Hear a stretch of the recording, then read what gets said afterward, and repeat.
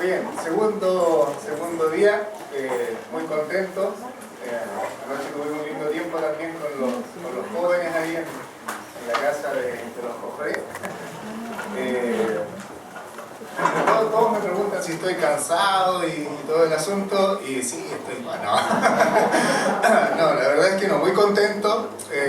Realmente, como decía ayer, es un privilegio poder estar con ustedes. Para mí es muy lindo, no sé si para ustedes, el escuchar cómo Dios obra en la vida de una persona. Escuchar a Lili y Jenny, cómo Dios hizo la obra en sus vidas, y que de una manera es tan particular, ¿cierto? Tan personal, pero al mismo tiempo historias que son similares a lo mejor a historias de algunos de los que estamos aquí. Pero es un milagro, realmente, nuestra salvación, y toda la gloria, ¿cierto?, sea para nuestro Dios. Y también, no sé, de alguna manera transmitirles la alegría que uno siente de poder ver una iglesia que está involucrada, con un corazón puesto en el deseo de que otros puedan conocer el nombre de Cristo. Nosotros mismos hemos sido bendecidos allá, ¿cierto?, con la visita de los jóvenes y hermanos que han ido a colaborar con la obra ya, y el Señor va creando, ¿cierto?, estos links, para usar la palabra, estos lazos, ¿cierto? Así que muy contento. Vamos a ir a Marcos capítulo 6. También yo, Rigo y Astrid mandaron saludos. ¿Qué saco ahora si ya estaba el video ahí? En serio estaba, porque lo mandaron a través del Facebook. Yo puse ahí que venía, ¿cierto?, a la conferencia y todo, que estaba pidiendo oración también. Y ahí los chicos, dale saludos. Lo había visto ayer se me olvidó decirlo. Ahí estaba buscando mi Facebook, ahí mientras estaba sentado, y de repente veo que aparecen en el video dando el saludo, así que llegué tarde otra vez. Pero Rigo y Astrid mandaron saludos.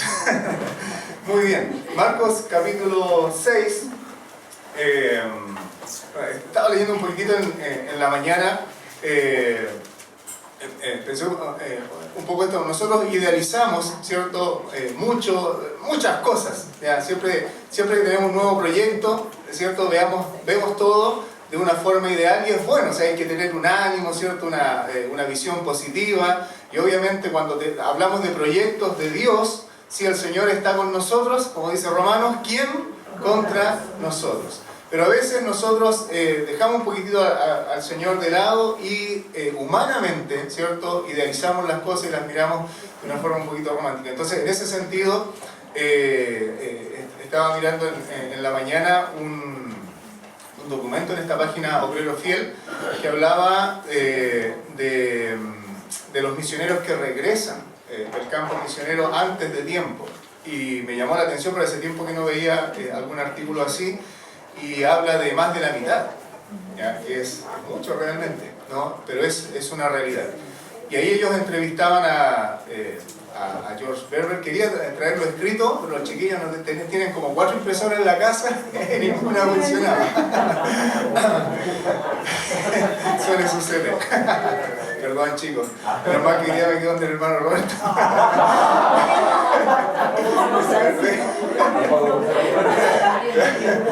Porque yo digo, como lo estoy tratando ahí adelante.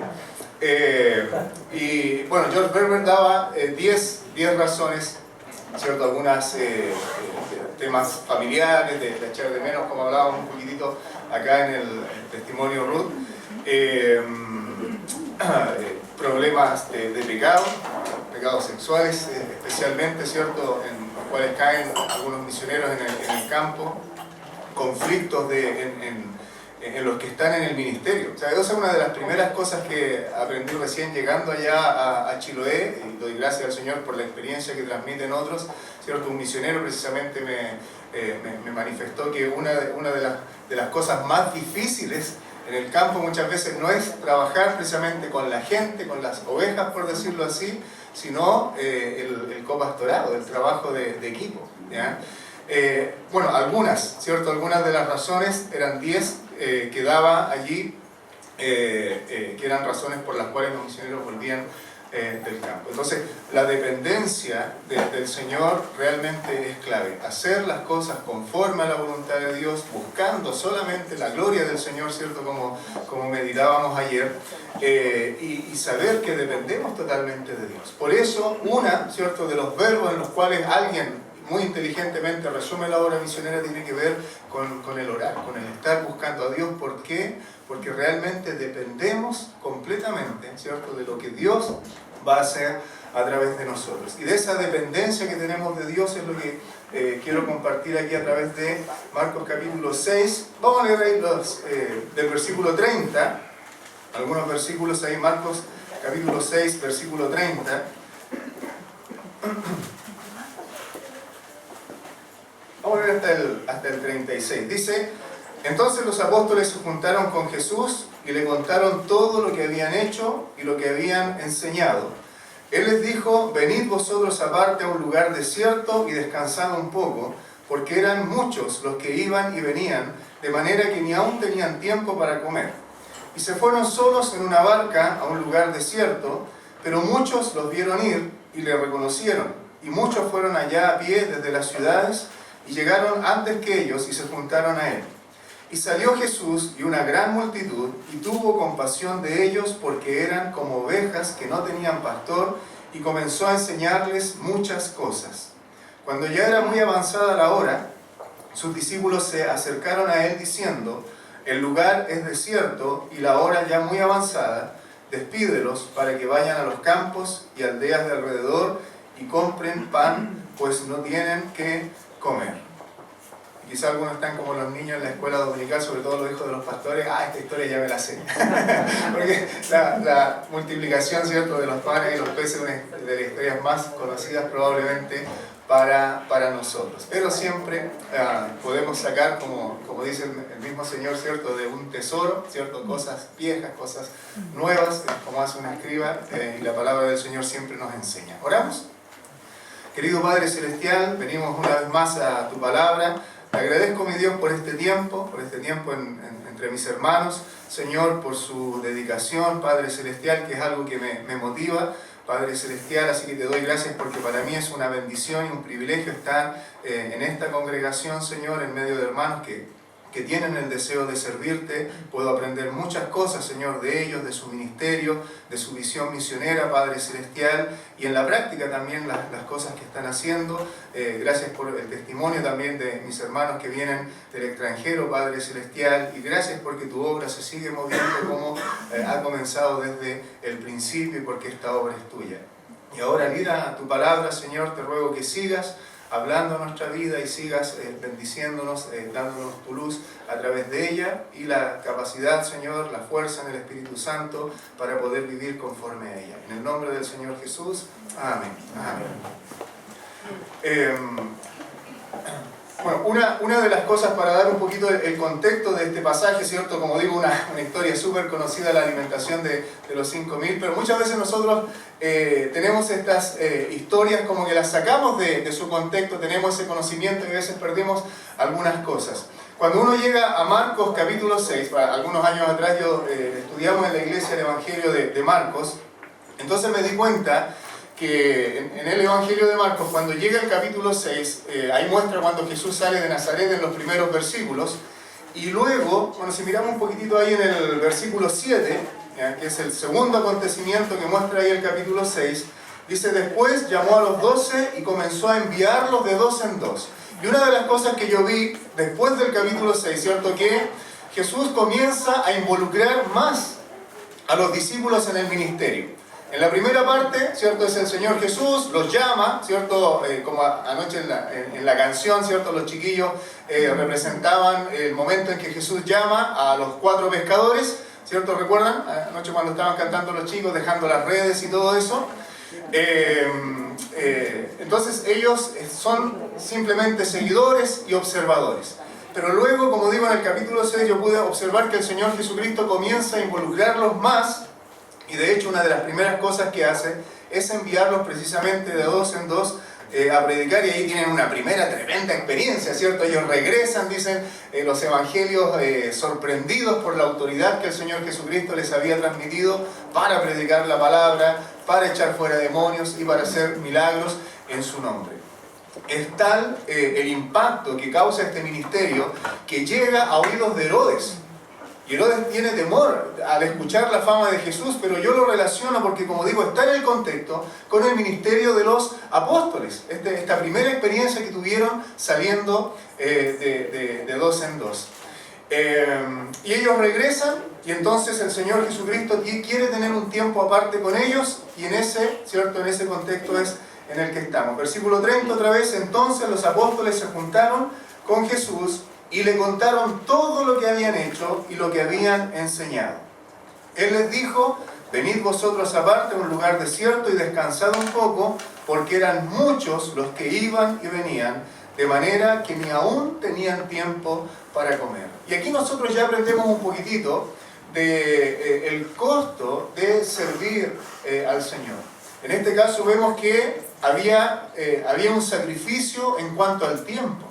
No había un tiempo personal, ¿cierto? No había un tiempo privado, porque mucha gente buscaba al Señor Jesucristo. Había una gran necesidad en la gente. Y yo veo en este pasaje que es una de las primeras cosas que nosotros podemos aprender y que los discípulos también tenían que aprender: el postergarse por la necesidad de las personas. Y esto a veces, para que también vayamos madurando, anoche me preguntaban, ¿cierto?, algunas de las cosas difíciles que uno podía vivir en el ministerio, y precisamente muchos obreros ven resentidas sus relaciones familiares por el tiempo que muchas veces uno tiene que pasar con las personas.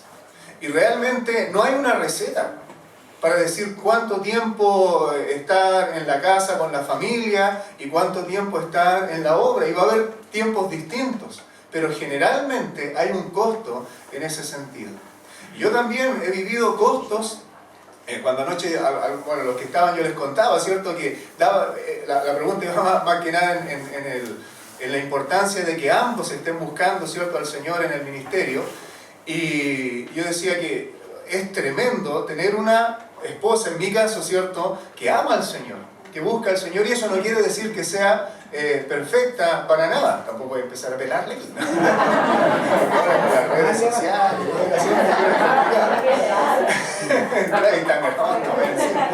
entonces, pero cuando ha habido algún conflicto y ha llegado la hora de conversar, y si ella está un poquitito cerrada a lo mejor en el asunto, el poder hablar con palabras del Señor, ¿cierto?, y saber que es una mujer que teme a Dios, me da una confianza en que yo sé que va a reaccionar, ¿entiende?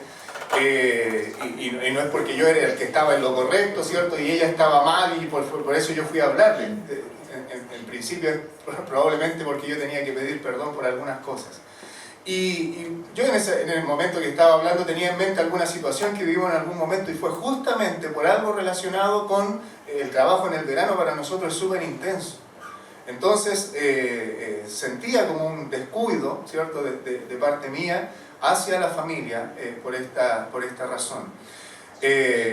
Nosotros ahora son viajes misioneros. Esto partió antes con un campamento misionero. Entonces teníamos más días de trabajo. Aparte de los días previos para preparar esto, ¿cierto?, teníamos un campamento misionero con talleres sobre misiones ahí mismo, en Dalcahue. Y después, terminado el campamento, ¿cierto?, era el viaje, la práctica, por decirlo así, el trabajo en las islas.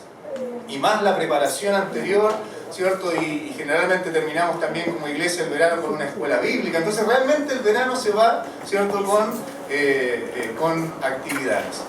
Y, por ejemplo, con nuestros hijos. Tengo 3 hijos, ellos se llevan más o menos 2 años de diferencia.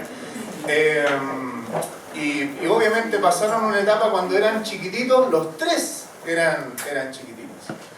Y claro, yo me daba cuenta que ellos andaban más que nada entre los campamentistas. De hecho, ahora me he enterado algunas cosas porque el más chico, no sé, siempre va a estar el más chico, el más desordenado.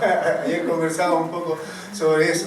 Y ahora sé que, no sé, por las tonteras que te hacía entre medio de los chiquillos y cómo de repente los cabros también en un momento lo amarraron y lo dejaron encerrado, cosas que yo me enteraba ahora después. Pero yo siempre he dado gracias al Señor y decía, claro, por un lado, de parte nuestra, como familia, como matrimonio, ¿cierto? Los chicos quedaban medios de lado en ese tiempo. De hecho, yo noté cuando ya eran un poquitito más grandes, pasaban esta etapa de la adolescencia, un poquito que reniegan de algunas cosas, se quedaron al margen también un poco de las actividades, ¿ya? Por ahí, no sé, nada, el mayor ven a sacarte la foto con el grupo, le costaba salir o no aparecía y cosas así, ¿ya? Pero luego, ¿cierto? Yo pude ver cómo, y yo he dado gracias al Señor por esto, porque mis hijos pudieron ver el ejemplo de jóvenes, de hermanos, porque han ido hermanas mayores, tuvieron en un momento que iban a ayudar en la cocina también y visitaban las casitas alrededor porque no, su físico, ¿cierto?, no les daba para trabajar. Pero bueno, más cercano a la edad, mis hijos vieron jóvenes, ¿cierto?, que querían servir al Señor, jóvenes alegres, con proyectos de vida y todo el asunto, estudio y toda la cosa, pero principalmente con el deseo de servir al Señor. Y yo siempre he dado gracias a Dios por ese ministerio, que en un sentido uno dice, bueno, es mi trabajo, demanda esto de mí, pero he recibido bendición personalmente y he visto la bendición en mi familia. Pero mi señora tiene también una visión un poco distinta. Lo que yo estoy diciendo lo comparte.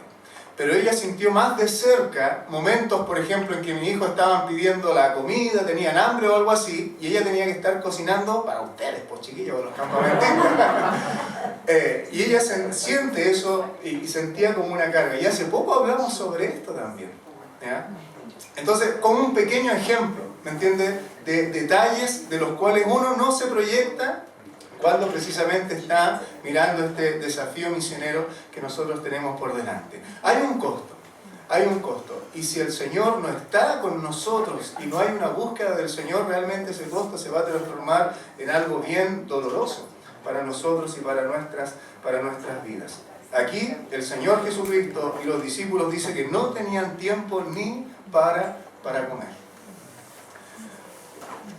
Se fueron en una barca, ¿cierto? Dice, una lancha, yo diría, ¿cierto?, allá en Chiloé, pero muchos los vieron ir y le reconocieron, y muchos fueron allá a pie desde las ciudades y llegaron antes que ellos y se juntaron a él. Versículo 34, y salió Jesús y vio una gran multitud y tuvo compasión de ellos porque eran como ovejas que no tenían pastor y comenzó a enseñarles muchas cosas. ¿Pudieron tener este tiempo a solas? No pudieron. El Señor Jesucristo tuvo que postergar este tiempo con los discípulos porque veía la necesidad, ¿cierto?, de la gente que en ese momento era más apremiante. Y el Señor Jesucristo tiene compasión. Esto es lindo en el Señor Jesucristo. Cuando Él, el Hijo de Dios, se hace hombre, se hace realmente hombre igual que nosotros. Entonces yo me imagino a Él en ese momento viendo a la gente. Y Él la ve, como dice, ¿cierto?, la Escritura, como ovejas desamparadas que no tienen pastor, como gente que no sabe dónde ir, gente que no sabe qué hacer. Y, no sé, se le hace tal vez un nudo en la garganta, se le aprieta el corazón, como pasa con nosotros, ¿cierto?, cuando algo nos conmueve. Esto pasa en la vida del Señor Jesucristo, solamente que Él con una visión, ¿cierto?, más aún en la voluntad de Dios. ¿Y cuál es la respuesta del Señor Jesús a la necesidad de la gente? O pensando, Él ve, ¿cierto?, a la gente desamparada y dispersa como ovejas que no tienen pastor, que no tienen guía, como yo decía, que no saben dónde ir. Ahora el Señor Jesucristo, mirando, ¿cierto?, desde la diestra de Dios el Padre, ve todo un mundo que sigue en la misma condición, en la misma situación, como ovejas desamparadas y dispersas, que no tienen una guía, no saben qué hacer con sus vidas. Y cada día más, lamentablemente, sobre todo en nuestra sociedad y en nuestra cultura, ¿cierto?, vemos cómo hombres, jóvenes, mujeres, niños, están cada día más perdidos, aún los más adultos. ¿Qué hacer con sus vidas? ¿Qué hacer con su sexualidad? Y no solo no hay pastores, no hay guías, hay falsos pastores, falsos guías que están mostrando caminos totalmente distintos. y que se está llegando, bueno, estamos muy al tanto con esto, legislando en nuestro país, ¿cierto?, sobre matrimonio homosexual, sobre aborto. Todo esto tiene que ver, ¿cierto?, con una forma de vida totalmente errada, un camino ancho, ¿cierto?, que lleva a la perdición.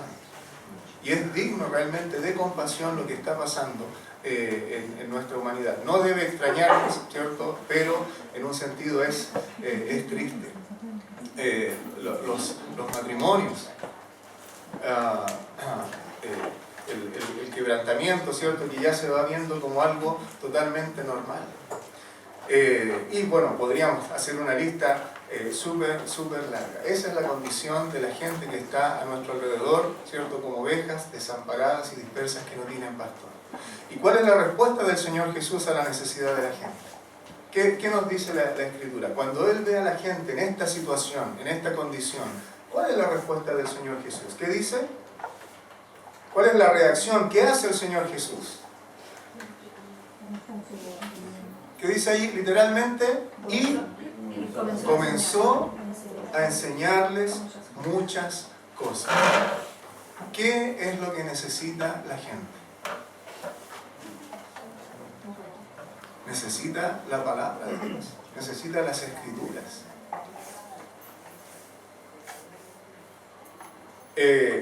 Hay otra escena, ¿cierto?, similar en Mateo capítulo 9.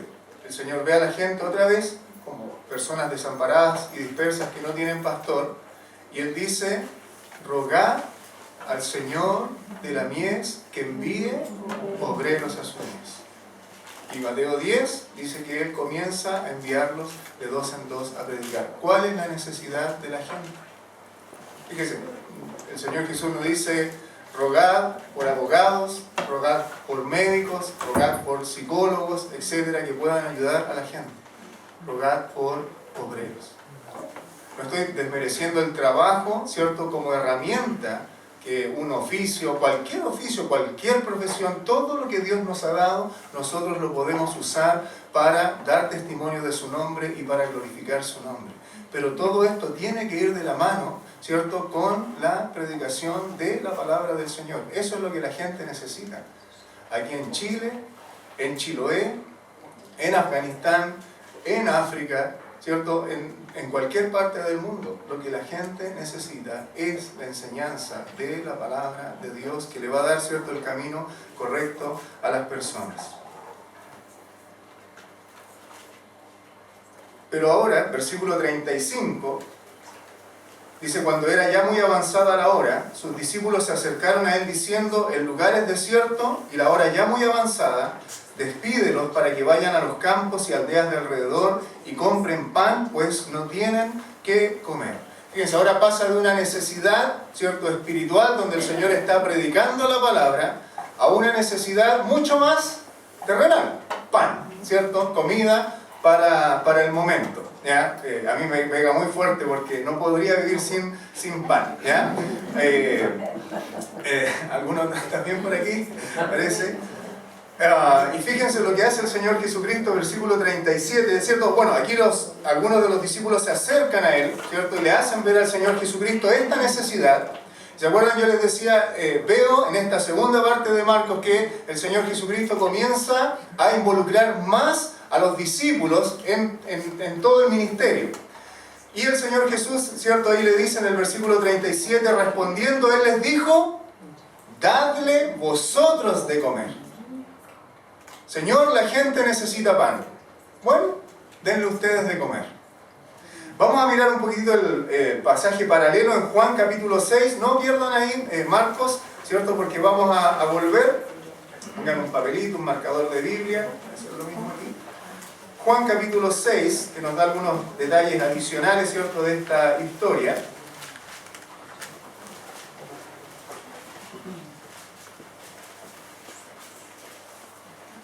Juan 6, el versículo 5 y 7. Cuando alzó Jesús los ojos y vio que había venido a él gran multitud, dijo a Felipe: ¿de dónde compraremos pan para que coman estos? Entonces, ¿cierto?, lo que dice Marco en palabras generales, dadle vosotros de comer, aquí lo hace en forma particular, ¿cierto?, sobre Felipe, uno de los 12, Y el versículo 6 dice, pero esto decía para probarle, porque él sabía lo que había de hacer. Entonces, cuando yo les digo que yo creo que esta escena no solamente quiere hablarnos del milagro de Jesús, sino de una enseñanza que el Señor Jesucristo quiere dejar a los apóstoles. No es que yo esté manipulando aquí la historia, ¿cierto?, para hablar de visiones sobre el milagro de los panes. A veces nosotros pensamos eso, o a veces los predicadores cometemos ese error. Queremos decir algo y agarramos la palabra para que diga lo que nosotros queremos que diga. No. Nosotros tenemos que ir, ¿cierto?, a lo que la palabra nos quiere decir. Y evidentemente el Señor Jesucristo, además del milagro que Él tiene pensado ya hacer, tiene un propósito, que es dejar una enseñanza a los discípulos. Por eso dice, esto decía para probarle, porque Él, ¿cierto?, sabía lo que había de hacer. Y yo digo, ¿cuál es la idea? Poner la carga de la necesidad de la gente. Fíjense, vienen saliendo de una necesidad espiritual, ¿cierto?, donde el Señor Jesucristo responde enseñando la palabra, y ahora hay una necesidad, ¿cierto?, de tipo material, y el Señor Jesús pone la carga de esta necesidad sobre los discípulos. Porque en el futuro ellos iban a enfrentar la necesidad espiritual, para eso los estaba preparando. Pero esto iba a ser un ejemplo de cómo ellos iban a tener que responder ante la necesidad de la gente que iban a enfrentar en sus ministerios. Y mire, logra algo el Señor Jesús, ¿cierto?, de esto de poner la carga de la necesidad de la gente sobre ellos, porque dice ahí el versículo 7, Felipe le respondió, 200 denarios de pan no bastarían para que cada uno de ellos tomase un poco. Felipe como que saca la cuenta, ¿cierto? Saca la calculadora, ve, ¿cuánto habrá allí? No, más o menos como 5.000, más, no sé, ya. Bueno, saca la cuenta y dice, ni con 200 denarios de pan nos alcanzaría para alimentar a toda esta multitud. Un denario, no sé si tal vez lo habían escuchado en la historia, pero la historia es muy conocida, ¿cierto? Era el sueldo diario, ¿cierto?, de un obrero, de un trabajador. Allá en Chile es como muy conocido esto, no sé, acá en Santiago quizás no, pero allá a veces se contrata a la gente por un día, y en este tiempo creo que está como a 15.000 pesos, ¿cierto?, el día de trabajo, ¿ya? Más o menos eso. Entonces, pero en el fondo 200 denarios serían 200 días de trabajo, y al sacar la cuenta era como 8 meses de un sueldo básico, ¿ya? O quizás más, ¿ya? Porque al pagar diariamente es quizás un poco más, ¿ya? Pero la cosa es que era mucha plata, no sé por qué me enredo tanto con detalles. Era mucho dinero, y los discípulos tenían ese dinero, no lo tenían, ¿ya? Ahora algo más logra también el Señor Jesucristo. Versículo 8, ahí en Juan 6, 8. Uno de sus discípulos, Andrés, hermano de Simón Pedro, le dijo, aquí está un muchacho que tiene 5 panes de cebada y 2 pececillos, más, ¿qué es esto para tanto? Y también la historia de Andrés muy conocida, ¿cierto? El que trajo a Pedro, trajo al niño, ¿cierto? Como ejemplo de este ministerio de traer a alguien hacia Jesús. Entonces, tal vez Andrés, o a lo mejor aquí lo está representando el apóstol Juan en Andrés, tal vez varios hicieron esto de ir a buscar entre la gente una especie de hacer como una especie de lo que se llamaba olla común, ¿cierto? Todos ponían algo y se podía compartir y se alimentaba a toda la multitud. Pero entre toda esa multitud, ¿cierto?, el único previsor, ¿cierto?, era un muchachito, a lo mejor la mamá le dijo, oye, lleva algo, ¿cierto?, y que tenía, como dice la historia, 5 panes de cebada y 2 pececillos. Y yo leía por ahí un comentario, dice que era el alimento más barato que había en aquella época, ¿ya? Era como de la gente de menos recursos. Y eso era todo lo que tenían. Y Andrés dice, ¿cierto?, ¿qué es esto para tantos? Era evidente que no alcanzaba. Entonces el tema es, Jesús les dice, dadle vosotros de comer, alimenten ustedes a la multitud. Y ellos tratan de hacer algo. Felipe saca la cuenta, a ver si les alcanzaba, ¿cierto? Judas, ¿cuánto tenemos? No alcanza. Encima el otro robaba.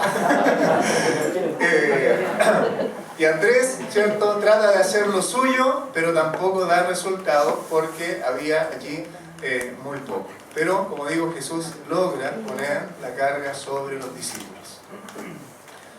Primera lección. ¿Podían los discípulos satisfacer las necesidades de la multitud? Los discípulos no podían. Nosotros no podemos satisfacer las necesidades de la gente. No está en nosotros. No somos nosotros los que vamos a satisfacer las necesidades de la gente. Y uno como pastor tiene que tratar de entender muy bien esto. De repente pensaba que todo depende de nosotros, ¿ya? Y no. ¿Quién era el único que podía responder a la necesidad de la gente? El Señor Jesús. Y eso era lo primero que ellos tenían que aprender. No, claro, la carga iba a estar en los hombros de ellos en el futuro, pero no eran ellos. Era en la dependencia del Señor Jesucristo que ellos iban, ¿cierto?, a realizar su ministerio, al cual el Señor Jesucristo los iba a enviar. Juan capítulo 15, versículos 4 y 5, también es un pasaje conocido. El Señor les dice: permaneced en mí y yo en vosotros, como el pámpano no puede llevar fruto por sí mismo si no permanece en la vid, así tampoco vosotros si no permanecéis en mí. Yo soy la vid, vosotros los pámpanos. El que permanece en mí y yo en él, éste lleva mucho fruto, porque separados de mí nada podéis hacer. Entonces ellos iban a aprender, ¿cierto?, que tenían que depender de Él, tenían que depender del Señor Jesucristo y no de sus posibilidades ni tampoco de sus recursos. Aunque ellos algo tenían, ¿cierto?, pero eso evidentemente no alcanzaron. Volvamos a Marcos para continuar allí la lectura. Marcos 6, 39. Y les mandó que hiciesen recostar a todos por grupos sobre la hierba verde. Se recostaron por grupos de 100 en 100 y de 50 en 50. Entonces tomó los 5 panes y los 2 peces, y levantando los ojos al cielo bendijo y partió los panes y dio a sus discípulos para que los pusiesen delante, y repartió los 2 peces entre todos. El Señor Jesús toma lo poco que tenían. Andrés dice: ¿qué es esto para tantos? Entonces, en otras palabras, esto es poco para tantos. El Señor Jesucristo toma lo poco que ellos tenían, da gracias a Dios, ¿cierto? Porque cuando dice que bendijo, me parece que es una oración que hacían los judíos al dar: bendito eres tú, Dios, creador del cielo y la tierra. Es una oración, ¿cierto?, que ellos hacen, porque a veces nosotros decimos bendecir el pan, ¿ya? Ellos están bendiciendo a Dios, que es el que da el pan. Entonces es como cuando nosotros damos gracias. Entonces la idea es esa: Él toma lo poco, humanamente hablando, que tenían, da gracias a Dios, y esto nos enseña a dar gracias a Dios por lo que tenemos. Porque a veces a nosotros, generalmente, sobre todo si se trata de recurso económico, siempre nos parece que es poco. Pero en las manos de Dios, nada es poco. Todo es suficiente y es de agradecer al Señor. Puede ser que sientas que, no sé, tienes poca educación, poco dinero, poca personalidad. Pero en las manos del Señor Jesucristo no es poco, en dependencia de Él.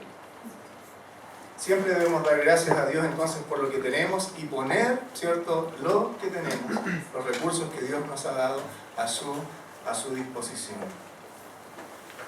Los apóstoles tenían que aprender a depender del Señor Jesucristo, ¿cierto?, como decíamos, para el futuro ministerio.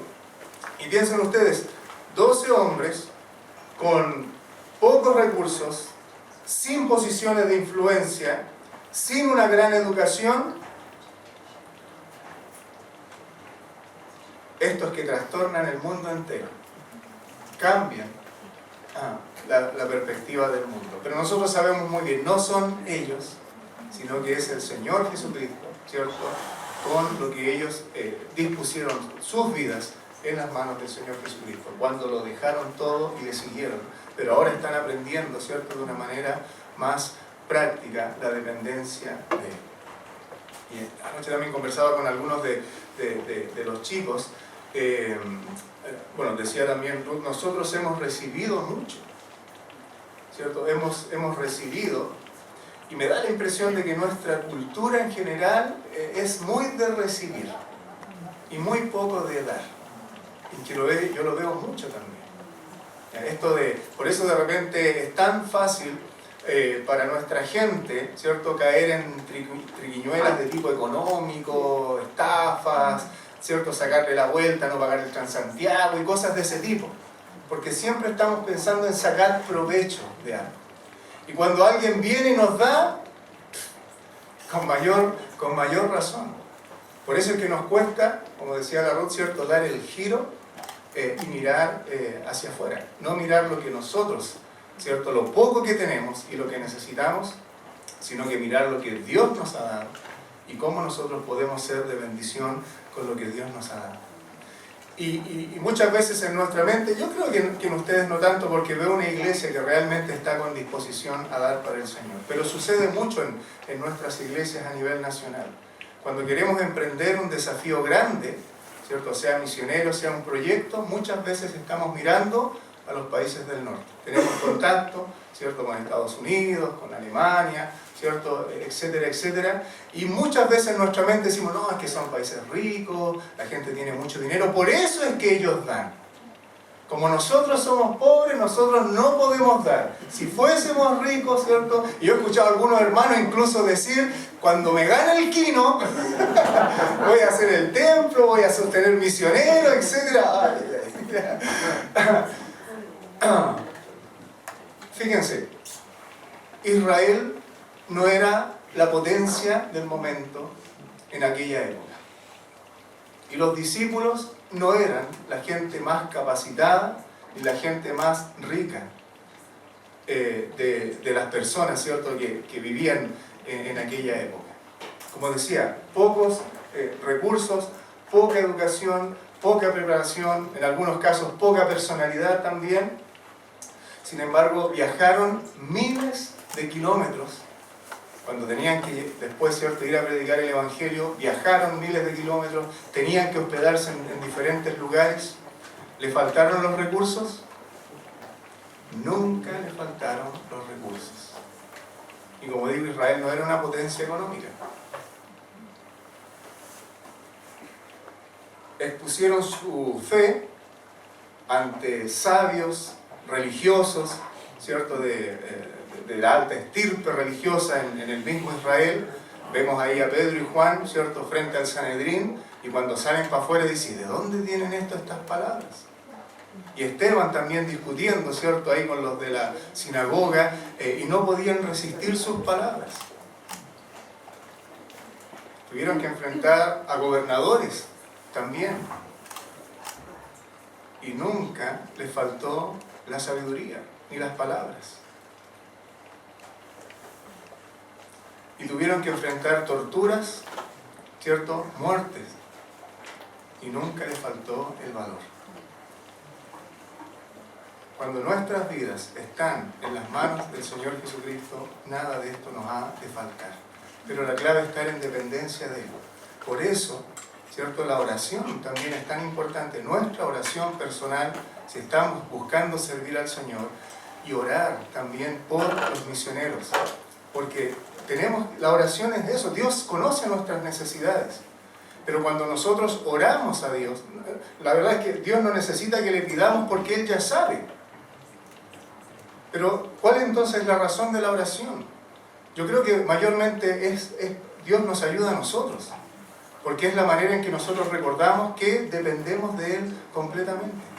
Recuerden, ¿podían los discípulos satisfacer la necesidad de la gente? Ellos no podían. ¿Quién era el único que podía? Era el Señor Jesucristo. ¿Cuál es la lección de esta historia?